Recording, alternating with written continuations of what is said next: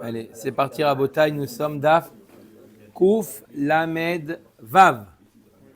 Kouf Lamed Vav. Hakotev Nechasav Lebanav. Celui qui veut léguer ses biens à ses enfants. D'accord? Mais il ne veut pas maintenant qu'ils en profitent de son vivant. Il veut qu'ils en profitent après sa mort. D'accord? Alors, qu'est-ce qu'il fait? Elle nous dit la Mishnah. Akotev nechasav lebanav tzarich sheirtov mehayom. Toda rabba. Mehayom ou la'achar mita. Mehayom ou la'achar mita. Il doit écrire à partir d'aujourd'hui ou la'achar mita. Mehayom ou la'achar mita. C'est-à-dire qu'après la mort, ça a un effet rétroactif. Omer et Agmara. Omer et Mishnah. Divrei Rabbi Yehuda. Rabbi aussi Omer et notre sarich. Il n'a pas besoin d'écrire Mehayom. Il suffit qu'il écrive la Achar Mita. Oh, comment c'est possible la Achar Mita? Il ne peut pas faire une donation après sa mort. On verra dans Agmara comment ça se fait que Rabbi aussi nous dit que même sans écrire Mehayom, ça marche. Akotev nechasav livno la Achar Moto. Donc, comme on a dit, celui qui écrit donc des biens à son fils ou à n'importe qui d'autre après sa mort, en écrivant bien entendu Mehayom ou Lachar Mita, Ha'av eno yachol elimkor mipnei shehem ktuvim laben, ve'aben eno yachol limkor mipnei shehen birshut ha'av.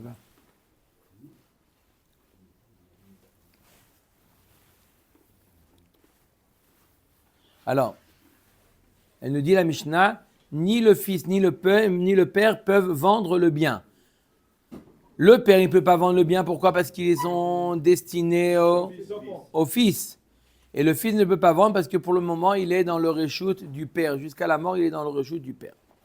Le père, il peut prendre les fruits. Machar aha'av, si le père Bediavad, il a vendu, mechurim ad sheyamut. Le bien, il est vendu jusqu'à la mort du père. À la mort du père, ça passe chez le fils. Machar aben, si c'est le fils qui a vendu, en la loker baem klum ad sheyamut aav. Le loker, l'acheteur, il peut rien prendre jusqu'à la mort du père. À la mort du père, ça lui appartient à l'acheteur. Omer Takmara maintenant va essayer de comprendre la vie de Rabbi aussi. Omer Takmara. Vechi katav me'ayom ulachar mitamaya ve hatna. Avant de comprendre Rabbi aussi, d'abord Rabbi Yehuda. Vechi katav me'ayom ulachar mitamaya ve. Comment ça se fait que ça marche ici? Il écrit dans le shtar mehayom ulachar mita. Hatnan mehayom ulachar mita. Get ve'eno get. Quelqu'un qui écrit un get à sa femme. Et il lui dit que le get il est chal mehayom ou la achar mita. C'est un safek. Est-ce que il y a deux manières d'expliquer quand j'écris mehayom ou la achar mita? Que veut dire mehayom ou la achar mita? Première explication, ça veut dire comme on a dit mehayom ou la achar mita. Ça veut dire que ça prend effet la achar mita rétroactivement mehayom. Deuxième explication de mehayom ou la achar mita, mehayom tout compte fait, non, le'achar mita. Deux manières d'expliquer que veut dire mehayom ou le'achar mita. Ou mehayom ou le'achar mita, c'est une expression pour dire que ça prend effet à la mort rétroactivement au moment de mehayom. Ou deuxième explication, que veut dire mehayom ou le'achar mita? Il a été chozerbo. Mehayom, non, tout compte fait le'achar mita. Et donc, si ça veut dire mehayom, non, tout compte fait le'achar mita, le get, il n'est pas bon. Donc là aussi, si j'explique Mehayom ou Lachar Mita, ça veut dire Mehayom, non, tout compte fait Lachar Mita, c'est pas valable. Oh, Omer et Agmara. Tu sens un guet qui n'a pas de sol dessus. Tu dis Mehayom. Un guet qui n'a pas de sol dessus. Quoi? Il n'y a pas de somme dans la guette. Ah, pas avec le mot. Dans la Ktuba. La Ktuba est obligé qu'il y ait une somme. Mehayom. Obligé. Tu peux dire Mehayom.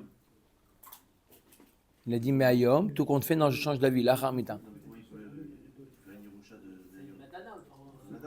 Non, c'est Mehayom. Il ne peut pas Mehayom. Matana, on parle. Matana, on parle. Jusqu'à maintenant, on parle de Matana, bien sûr. Omer Tagmara, donc, Tnan.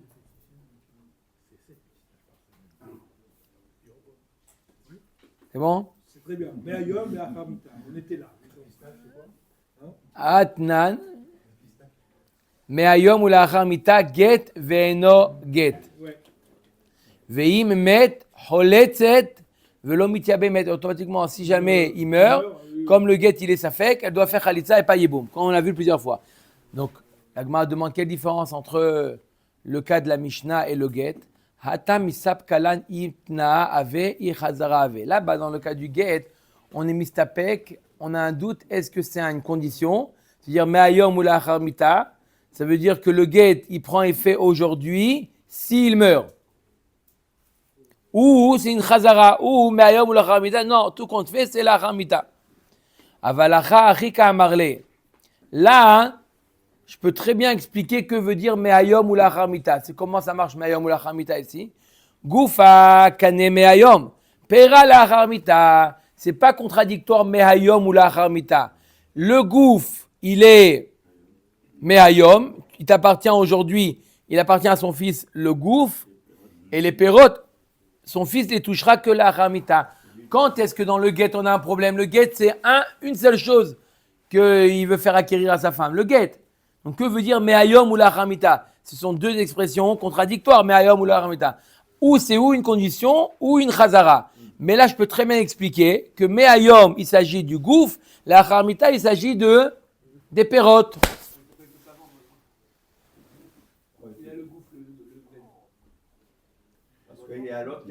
L'autre, il y a les pérotes.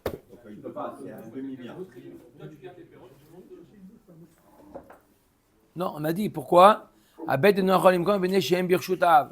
Pour vendre quelque chose, il faut que la chose t'appartienne et que tu sois dans ton reshoot. Deux conditions pour pouvoir vendre.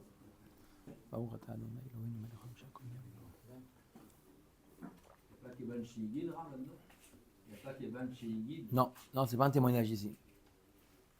Omer de Gemara. Rabbi aussi, Omer et notre sarir. On a dit que Rabbi aussi, il a dit qu'il n'y a pas besoin de dire Mehayom. Pas besoin. Pourquoi? Rabba Baravu halash. Rabba Baravu est tombé malade. Al le Gabé, Ravuna ve Rav Nachman. Ils sont allés chez lui, qui? Ravuna et Rav Nachman. Ils sont venus lui rendre visite. Amar le Ravuna, le Rav Nachman. Ba mine alakha ke Rabbi aussi ou en alakha ke Rabbi aussi. Ravuna, il dit à Rav Nachman, il lui dit, Rav Nachman, pose-lui la question si la halakha est comme Rabbi aussi ou pas comme Rabbi aussi. Qu'on n'a pas besoin d'écrire Ravuna. On n'a pas besoin d'écrire Me'ayom, pardon. D'accord? Amar le ta'amad de Rabbi aussi, lo yadana halakha et baimine. Il dit, j'ai pas compris pourquoi Bichala Rabbi aussi dit qu'on n'a pas besoin d'écrire Me'ayom. Je vais lui poser la question à la halakha comme ça, à la halakha comme ça. Je ne peux pas demander à la halakha comme ça, comme si que tu as compris. Tu demandes est-ce que la halakha est comme lui. Comprends avant de demander la réponse. Il dit, je ne sais pas pourquoi. Je ne peux pas lui demander est-ce que la halakha est comme ça si je n'ai même pas compris ce qu'il a dit Rabbi aussi. Amarle at be'emine i halakha ilo. Veta'ame ana aminalach. Il dit aminalach. Il dit ne t'inquiète pas. Pose-lui la question si la halakha est comme Rabbi aussi ou pas. Bonne question. Peut-être que Rav Nachman était plus que Ravuna. Il n'y a pas marqué pourquoi il ne voulait pas lui poser la question. En tout cas, il lui dit pose-toi la question et je te dirai en sortant, je te dirai la raison de Rabbi aussi. T'inquiète pas, je la connais. Je te la dirai en sortant. Mais d'abord, pose-lui la question, est-ce que la halakha, elle est comme? Et la halakha, elle est comme qui? Comme Rabbi aussi ou pas? Non, il ne sait pas si la halakha, elle est comme lui. Il connaît la raison, il ne connaît pas la halakha.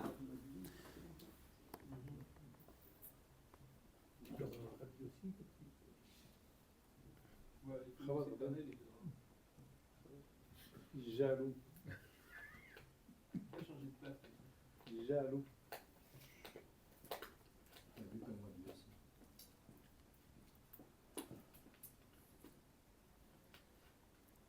C'est parti.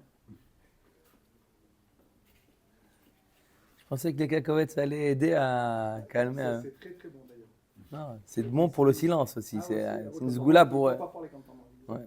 On continue à manger alors.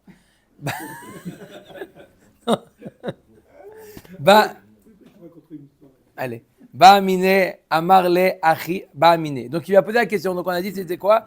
Ils sont partis rendre visite à Rabba Baravou. et lui demander est-ce que la halakha elle est comme Rabbi Yossi ou pas. Ba amine amarle, achi amarav, halakha que Rabbi Yossi. Il lui a donc posé la question, il lui a répondu la halakha, Rav nous a dit que la halakha elle est comme Rabbi Yossi. Que quoi? Qu'il n'y a pas besoin d'écrire mehayom. On a posé la question, mais c'est quoi la logique?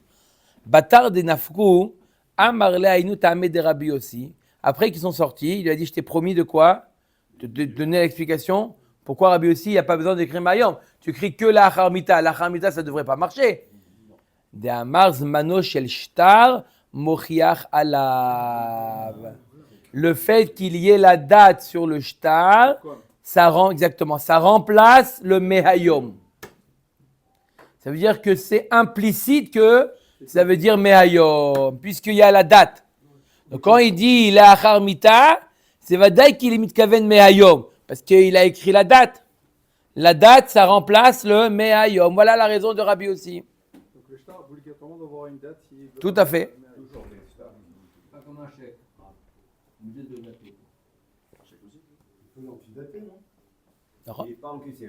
Les témoins, ils ne vont pas signer. Tanya, Nami, Achi, Rabbi Yossi, Omer, et Notzarim, Mabine, Shezmano, Shel Shtar, Mochiach Alav. On a une breta qui nous dit explicitement que Rabbi Yossi nous dit on n'a pas besoin d'écrire Mehayom. Pourquoi? Parce qu'il y a la date. Ba Mine Rava. Merav Nachman, Behakna'a Mahu.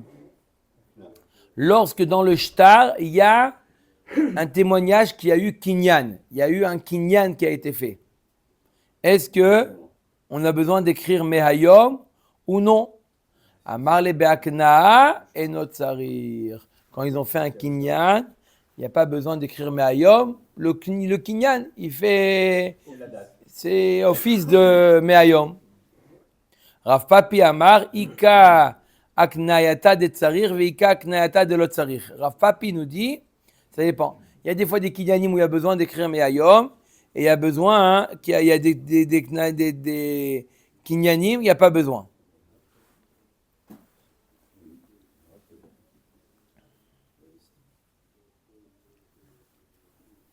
Alors, Akneye, alors c'est dans quel cas il y a besoin et quelqu'un n'a pas besoin? Akneye. Uknenamine lo tsarich. S'il y a marqué dans le shtar que le Baal shtar il demande au témoin de faire le kinyan, et à la fin du shtar, il y a marqué Ukaninamine. Effectivement, on a respecté ce qu'il nous a demandé, on a fait le kinyan. Dans ce cas-là, lo tsarich. Il n'y a pas besoin de Mehayom. Par contre, s'il leur a dit Kaninamine, il y a marqué dans le shtar, et on a fait le kinyan, et à la fin du shtar, il y a marqué Ve'akneye. Il leur demande de faire le kinyan. Donc mashma, ce qui a marqué au début, Kanina Mine, c'est Al-Shem Ha'atid. Ça veut dire qu'ils s'engagent à faire le kinyan, mais ça ne veut pas dire qu'ils l'ont déjà fait. Dans ce cas-là, tsarir. Il faut vous écrire Mehayom. Non, pas d'après, tu as raison, pas d'après Rabbi aussi. D'accord? D'après Rabbi Yehuda, qu'il faut écrire Mehayom. Mais s'il y a un kinyan, et le kinyan, il est écrit de telle manière qu'il y a marqué que le Baal Ashtar, il demande aux Edim, faites kinyan, et ils témoignent qu'ils ont fait kinyan. Dans ce cas-là, d'après tout le monde, il n'y a pas besoin de Mehayom. Mat kifla Rav Hanina Mesurami, kamidi da'anan lo yada'inan vesafre yada'e. Il dit Rav Hanina Mesura, il demande, est-ce qu'il y a des choses que nous, on ne sait pas, et les Sofrim savent? Cette différence-là, s'il écrit d'abord, faites le kinyan, et ils ont fait le kinyan, ou ils ont fait le kinyan après, ils ont... Est-ce que c'est possible que nous, les Dayanim, on ne sait pas, et les Sofrim, ils savent? Chez nous, les Safre de Abaye ve'Yadae, ou le Safre de Rava ve'Yadae. Ils ont posé la question aux Sofrim de Abaye et de Rava. Effectivement, ils savaient qu'il y avait une différence entre fait le kinyan et après ils ont fait, ou l'inverse. Ravuna bere de Rav Yoshua Amar, ben akneye ou knena mine, ben kanena mine va kneye, lo tsarich. Il nous dit Ravuna bere de Rav Yoshua, dans tous les cas, peu importe comment il a écrit lors du kinyan, du moment qu'il y a du kinyan, il n'y a pas besoin de fait de dire me'ayom. Uveduchan pitgame de ave aban pana plige. Par contre, dans quel cas il y a une marloquette entre Rabbi Yehuda et Rabbi Yossi, s'il écrit beduchan pitgame de ave be'an pana. C'est quoi ça? Beduchan pitgame de ave be'an pana, ça s'appelle zichron varim. Dans un zichron varim, d'accord, on n'a pas fait de kinyan. On a simplement fait un zichron varim.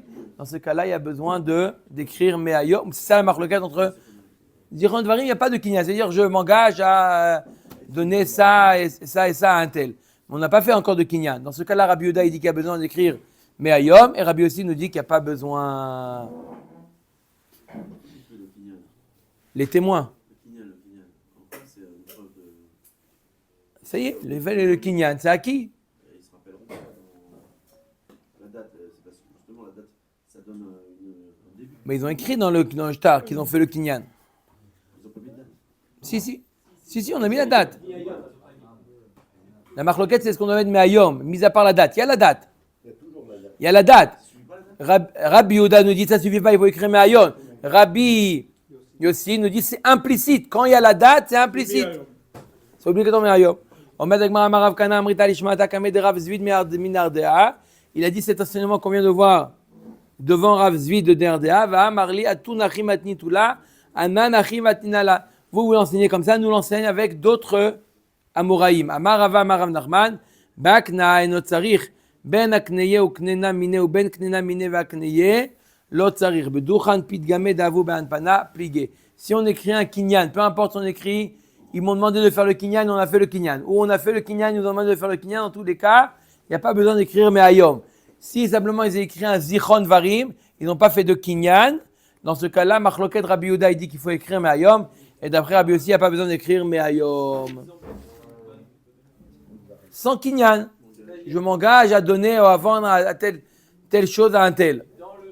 Dans le shtar. Oui, mais il a écrit la charmita. Il a écrit la charmita. Est-ce qu'il doit écrire aussi Me'ayom? Ou non, c'est implicite par la date. Il a écrit la charmita. S'il n'a pas écrit la charmita, il a écrit, ça veut dire que ça marche. Un shtar, c'est un kinyan. Là, on parle qu'il a fait, le gars a écrit dans le shtar la charmita. La charmita, il ne peut pas avoir effet. Ça vaut rien. Un shtar, il dit, voilà, je te donnerai la charmita tant, tant et tant. Ça vaut rien du tout. Oui, mais il n'y a pas eu de kinyan. Quand ils ont fait, mis à part le zichron varim, ils ont fait un kinyan, d'après tout le monde, il n'y a pas besoin d'écrire Me'ayom. Il n'y a pas besoin d'écrire Me'ayom s'ils ont fait un kinyan. C'est un effet. Rétroactif. Nico, tiens, tu veux manger un peu comme ça, tu as l'air de parler?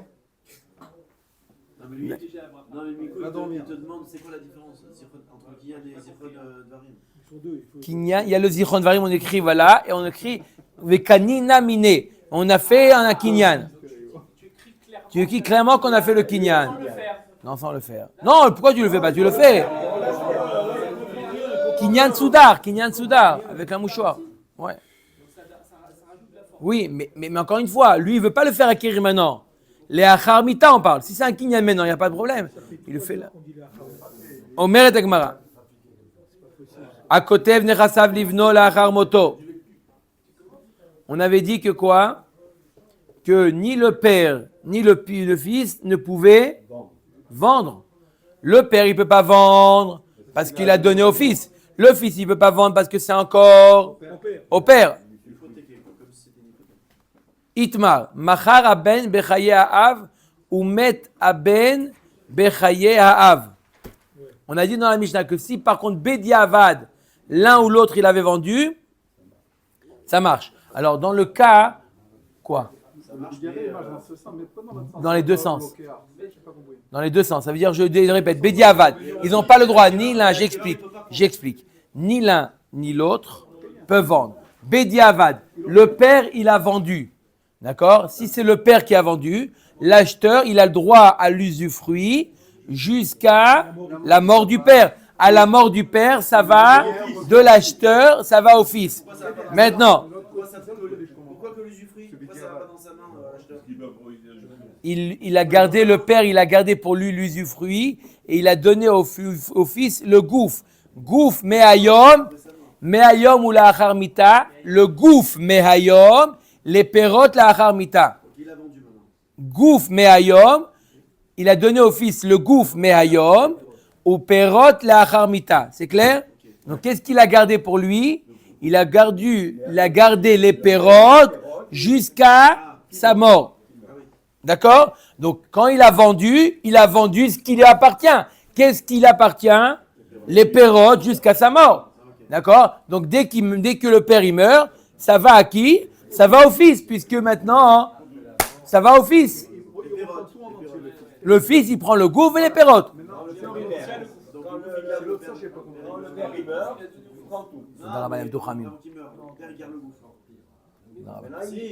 Maintenant, l'autre cas, lorsque le fils, il a quoi? Le fils, il a vendu. Qu'est-ce qu'il a vendu, le fils?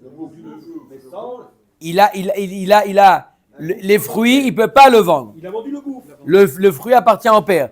Il a vendu une fois que le père mourra. Pour l'instant, le père, il utilise l'usufruit. Une fois que le père mourra, c'est l'acquéreur qui prendra le bien.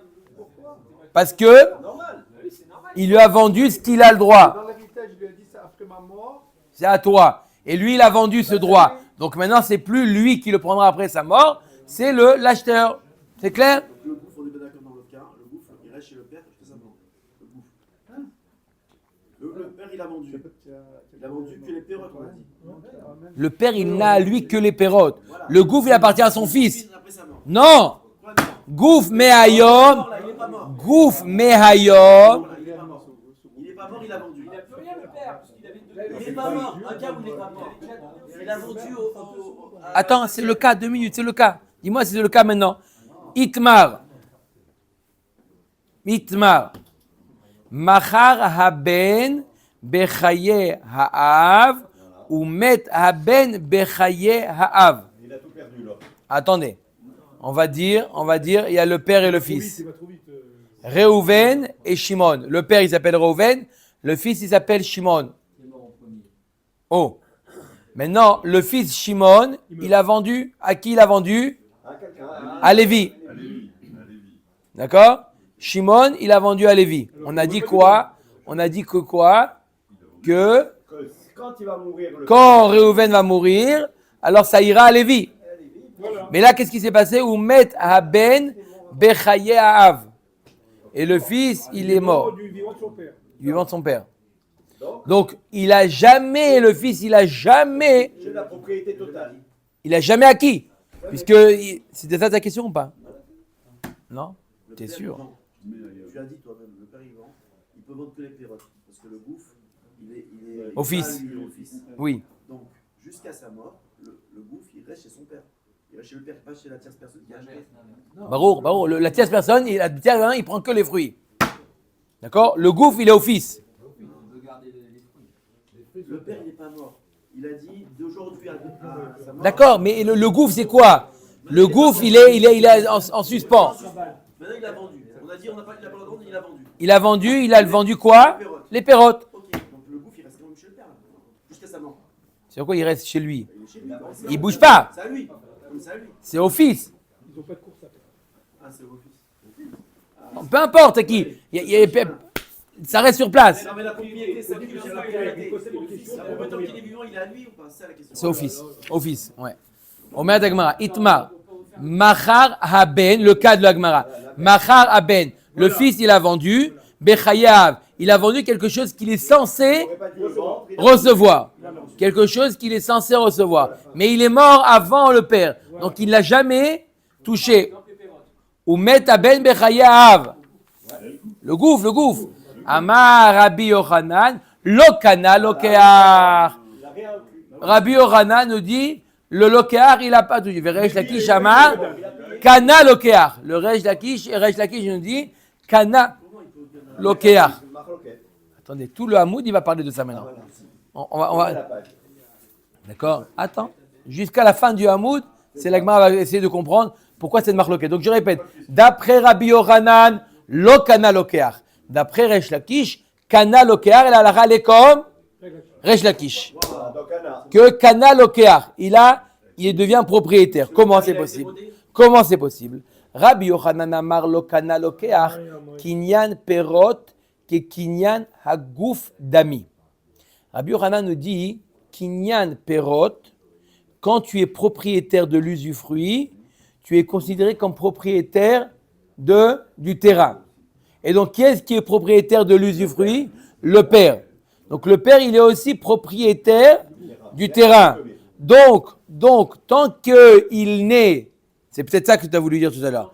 tant qu'il est chez le père le terrain, pour l'usufruit, il est aussi propriétaire De la terre. de la terre. Pourquoi? Parce que Kinyan Perot lui donne la propriété sur le terrain. D'accord? Donc le fils, il n'a pas encore le terrain. Il aura le terrain qu'à la mort du père. Et donc, comme il est mort avant le père, le fils n'a rien reçu, il n'a jamais rien reçu, il n'a pas pu vendre quelque chose qu'il n'a pas perçu. D'après Rabbi Yochanan, ça sert à rien de dire Miriam. Si. il est pas mort. Tout appartient encore au père. Donc pourquoi tu dis Miriam? Non, Parce que ça c'est va votre tranquillement. Il est pas mort.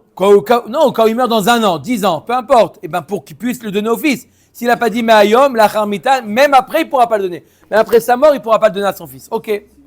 Ça, c'est Rabbi Yochanan. Écoutez bien ce qu'il dit Rabbi Yochanan. C'est une marloquette qui apparaît plusieurs fois dans le chasse, très connue.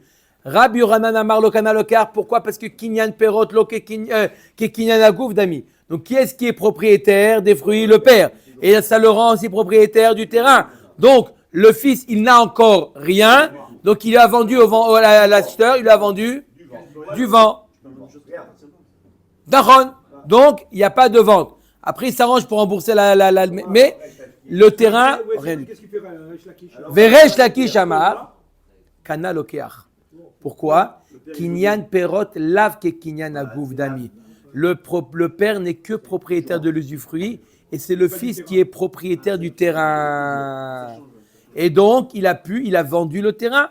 Comment Rabbi Yochanan, il a fait le contraire, parce qu'on a marqué Adayom. Mais Ayom, Adar Haramita. C'est vrai que c'est écrit depuis le jour de la mort. C'est quoi Me'ayom le Hamita? Si le père meurt avant le fils, ça revient au fils. Il est pas mort là. Mais là, c'est le fils, il est mort avant le père. C'est ça, il n'y a rien eu. Il est mort avant le père. D'accord? Le shtar, il dit quoi? Me'ayom ou la Hamita. D'accord? Mais là, le fils, il est mort avant. Si je dis que le père, il était propriétaire du terrain, qui kinyan perot, qui kinyan agouf dami, alors le fils, il a rien vendu. C'est très important, très important. Très important. Tout est la bachloka entre Rabbi Yochanan et Resh Lakish, elle est basée sur Kinyan Perot. C'est comme Kinyan Agouf ou pas. Qui est-ce qui a Kinyan Perot? Le père. Ça, il n'y a pas de marloquette. Ça, c'est un axiome. Le père, c'est lui qui a le Kinyan Perot. Ça, on le sait, il n'y a pas de marloquette sur ça.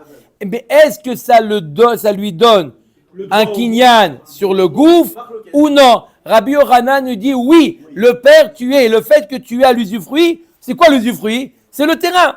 Donc si tu as l'usufruit, tu as le terrain. Donc le fils, il n'a rien vendu, puisqu'il a dit je te vends le terrain.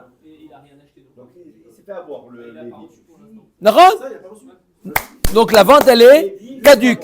D'après Rabbi Resh Lakish, non, Kinyan Perot lave que Kinyan Agouf. Le fils, c'est lui qui est le propriétaire. Donc le fils, il a vendu le terrain. Il n'a pas pu vendre les perrottes parce qu'ils appartiennent au père. Ok, mais en tout cas, le gouffre, il a le gouffre qui? L'acheteur. Donc au moment que le père il partira, il prend tout. Parce qu'il a le gouffre. Ça, c'est la marque de Rabbi Yochanan et Resh Lakish. Est-ce que Kinyan Perot et Kinyan Agouf? Oh là. Omer Tagmara. Voilà pourtant Rabbi Yochanan et Resh Lakish. Qu'est-ce qu'il y a? Même selon Resh Lakish, dire que le gouffre n'est pas. Le gouffre, il n'est pas au père. Il n'est pas au fils. Il est au fils. Il est au fils. Il est considéré comme le fils parce que c'est Me'ayom. Pose la question, on vient tous le chez lui ce soir. Il est pas mort. Il a qui quand il meurt? Non. Ça veut dire qu'il n'a jamais acquis en principe. Non. Lorsque le père il va mourir, Mais d'accord, Il aura acquis. il aura rétroactivement. Hein? D'accord? Eh ben, lorsque le père va mourir, Ça va à ses héritiers, normalement. ouais. Quand le père il mourra, ça va au fils, même dans le kever. Même dans le kever, ça va au fils. Voilà pourtant Rabbi Yochanan et Resh Lakish ont déjà été en marloquette une fois. Deitmar, Amocher Sadeu les perot. On a déjà vu cette marloquette entre Rabbi Yochanan et Resh Lakish. Omer Dagmara, Deitmar, Amocher Sadeu les perot. Celui qui vend son terrain, mais pas le terrain. Il vend que les perrottes. Rabbi Yochanan Amar, Mevi Vekore. Il amène les bikurim et il peut lire le texte qui est accompagné avec les bikurim qui est il remercie Hachem de la terre qu'il lui a donnée. prouve que c'est la terre, c'est à lui. Ça Attends, prouve que la attends. terre, c'est à lui. Réhouven, donc de quoi on parle? Réhouven a vendu à Shimon. Il a- père, hein. Non, il n'y a pas de père et de fils là. Là, il n'y a pas le père et le fils. Obligé de mettre 5 points. Non, un autre cas où on voit aussi la notion de Kinyan Perot et Kinyan Agouf. Un autre cas, Réhouven a vendu à Shimon la production. Voilà, très bien. D'accord? Elle n'est pas accueillie, la production. D'accord? Shimon il est tout content, il prend les dates, etc. Il amène les bikurim. Il doit amener les bikurim. Est-ce qu'il lit également le passage dans lequel il y a marqué « Il remercie Hachem de la terre que tu m'as donnée » Quelle terre je t'ai donnée? Je t'ai rien donné du tout. Akadosh Baruch dit « Je t'ai rien donné du tout ». Non, mais peut-être la terre qu'il a reçue d'un de ses ancêtres. Ça veut dire que Non, il faut être propriétaire. sa propre terre. Il faut être propriétaire. Il faut être propriétaire pour être coré. Pas pour la vie, pour être coré. Donc il nous dit « Mais vive coré ». Pourquoi? Donc ça prouve que les Kinyan Perot, qui Kinyan Agouf. Le fait d'être propriétaire des fruits, ça le donne propriétaire de la terre. C'est la preuve qu'il est coré. Verej Lakish Amar, Mevi Veeno coré. Non, tu as que le Kinyan, tu n'as que le Kinyan Perot.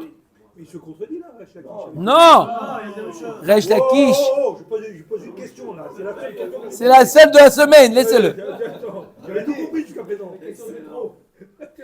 Depuis tout à l'heure, ils arrêtent pas de bombarder tout ça. Je pose une question. On a dit, tout à l'heure, on a dit que. Resh Lakish. Vous avez dit Cana. Oui, Kana. Oui. Pourquoi? Parce que le père, Kinyan, d'après Resh Lakish, Kinyan Perot, c'est pas comme Kinyan Agouf.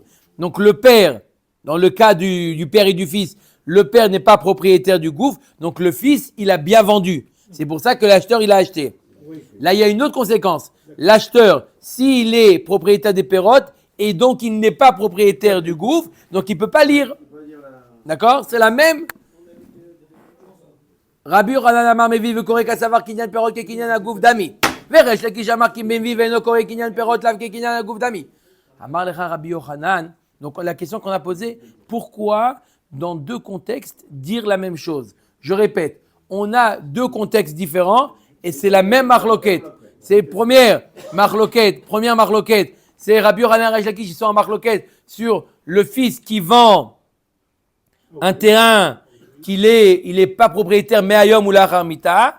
Alors si on dit que le père il est Kinyan Perot et Kinyan Agouf, il peut pas, c'est l'avis de Rabbi Yochanan. D'après Resh Lakish, il peut parce que Kinyan Perot lave que Kinyan Agouf Dami. Et une autre marloquette à propos de Bikurim. Mais c'est le même marloquette. Non, ça y est, on l'a compris. Il n'est pas obligé de nous dire toutes les conséquences. Dis-moi Kinyan Perot, Kinyan Agouf, dis-moi Kinyan Perot, lave Kinyan Agouf, et je comprends toutes les conséquences. Je peux déduire. Pourquoi tu es obligé de me dire, dans deux cas, de préciser? Pourquoi? Parce que tu aurais pu te tromper. Quoi? Amar lecha Rabbi Yochanan afal gav de baalma Kinyan Perot ke Kinyan Agouf Dami. Bien que dans les Bikurim, ils pensent que quoi? Kinyan Perot ke Kinyan Agouf, lorsqu'il est propriétaire des fruits, il est aussi propriétaire de la terre. Achaït starir. J'ai besoin d'enseigner dans le cas du père. Que quoi? Salkadata ramina abalega bebre achule achil kamash malan. On aurait pu penser que lorsque le père, il garde le Kinyan Perot, mais le Kinyan Agouf, il le donne à son fils. Depuis le début, il le donne à son fils. Il veut simplement garder sa retraite gentiment jusqu'à ses 120 ans, mais peut-être que le père, il a la kavana d'être makné le gouffre. En général, on dit Kinyan Perot, qui est Kinyan Agouf. Mais lorsque c'est du père vis-à-vis du fils, peut-être qu'on dira que non, c'est au fils. Et donc la vente, elle est bonne. Kamashmana Rabbi Yochanan, même dans le cas du père et du fils, Kinyan Perot, lave que Kinyan Agouf, et le père, il reste propriétaire du gouffre. Vers Rabbi Shimon ben Lakish Amar. Qu'est-ce qu'il dit Rabbi Shimon ben Lakish? Pourquoi enseigner Falgav de Be'alma Kinyan Perot, lave que Kinyan Agouf Dami? Il dit Rabbi Yochanan dit en général, lave que Kinyan Agouf. Achaït starir. Pourquoi? Salkadata ramina kol egabe nafshe, afilu bimkom bre nafshe adifale kamash malan. Il dit, mais quand il s'agit de lui, la personne, quand il vend les pérotes, il vend que les pérotes et pas l'usufruit. Mais quand il s'agit de garder, pas de donner, de le garder, il garde, on aurait pu penser qu'il garde aussi le gouffre. Kamash Malan, que Kinyan, dans le cas, lorsqu'il vend à son fils, lorsqu'il offre à son fils, on aurait pu penser que dans ce cas-là, Kinyan Perot, que Kinyan Agouf, il garde le gouffre, parce que c'est pour lui, il veut garder. Alors il nous dit Resh Lakish que dans tous les cas, Kinyan Perot, lave que Kinyan Agouf. Donc c'est pour ça, lave que Kinyan Agouf, et donc il ne peut pas lire. Le Corée. Rabbi Yochanan, Resh Lakish, c'est la même requête. On aurait pu faire une différence, Kamash Malan que non, et il verra Rabbi Yochanan les Resh Lakish. On n'a jamais vu qu'on prend quelque chose qui s'appartient pas. Les pérotes, c'est. Les pérotes, c'est sûr qu'il appartient. Non, on n'a jamais vu quelqu'un qui touche des pérotes sans avoir été. Si, il lui a vendu. Au Matagmaït, il verra Rabbi Yochanan les Resh Lakish. Il objecte, Rabbi Yochanan, on finit avec ça. On objecte, Rabbi Yochanan, il dit à Resh Lakish. Qu'est-ce qu'il a dit Resh Lakish? Kinyan Perot, lave que Kinyan Agouf. D'accord? C'est pas parce que tu as l'usufruit que tu es propriétaire. Tu n'es pas propriétaire. Tu as un droit, mais tu n'es pas propriétaire. D'après Resh Lakish. Il demande à Rabbi Yochanan à Resh Lakish, comment tu peux dire une chose pareille? Voilà pour t'en enseigner. Nechasa ilecha, ve'acharecha irash ploni, ve'acharash irash ploni. On a déjà vu acharecha, oui? Nechasai lecha. C'est pour toi. Mais bien, c'est pour toi. Après, ça va, tu fais suivre à un tel. Par exemple, il a donné à Réhouven. Il dit après Réhouven, ça suit chez Shimon. Et après, ça suit chez Lévi. Vachara virage ploni.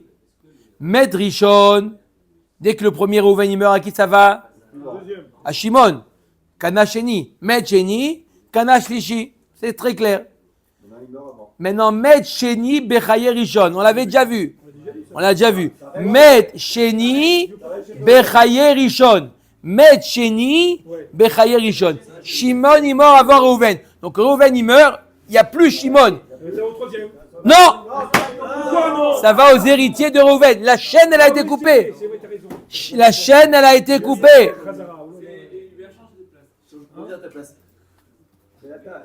D'accord ou pas? Qu'est-ce que je dois faire? Rien. Ma biri, ma midota. Voilà. Celui qui veut une bracha, il l'a fait. Yarzeru Nechassim le Yorshé Rishon. À qui ça va? Au Yorshim de Réhouven. La chaîne, elle a été coupée. Voilà. Veimita le Yorshé Noten mi baele. Pourquoi ça retourne au Yorshé du Rishon? Le Rishon, il avait quoi? Il avait simplement les pérotes. Il n'avait pas le gouffre. Donc maintenant qu'il n'y a plus à qui donner, maintenant, toi, Resh Lakish, qui dit que Kinyan Perot lave que Kinyan a gouffre, maintenant il n'y a plus à qui donner, ça devrait revenir aux enfants du Noten, aux héritiers du Noten. Pourquoi? Pourquoi donner aux héritiers du Rishon? Le Rishon, il avait simplement un relais à faire. Il ne peut pas faire le relais, ben rends-le à l'expéditeur. Alors, qu'est-ce qu'il répond? Amar le gvar tirgema ravoshaya bebavel, acharecha shane, vechen rame rabba baravuna kamedera, ve'amar acharecha shane. Acharecha, c'est un digne spécial. Acharecha, c'est pas Kinyan Perot, c'est plus fort que Kinyan Perot. Réhouven, il a un Kinyan Agouf. Il lui a donné, quand il dit je donnais, il lui a pas donné que les pérotes. Nous, on a compris que quoi, acharecha, c'est quoi acharecha? Ça veut dire tu as les pérotes et après tu fais suivre. Non, tu as tout est à toi. Tu dois faire suivre. Ça veut dire que c'est un kinyan complet qui doit faire suivre. Et Resh Lakish est d'accord. Resh Lakish, il a dit, quand il a dit Nechasa ilecha ve'acharecha, il est 100% propriétaire. Mais à une condition, 100% propriétaire avec un suivi. Donc maintenant, il n'y a pas de suivi, ça retourne à celui qui était au précédent propriétaire. C'était qui? Réhouven. C'est pour ça que même Resh Lakish est d'accord que ça va aux héritiers de... Non, c'est pas que Kinyan Perot lave que Kinyan Agou. Mais là, il a donné le gouffre aussi. Baruch Adonai Laolam. Amen.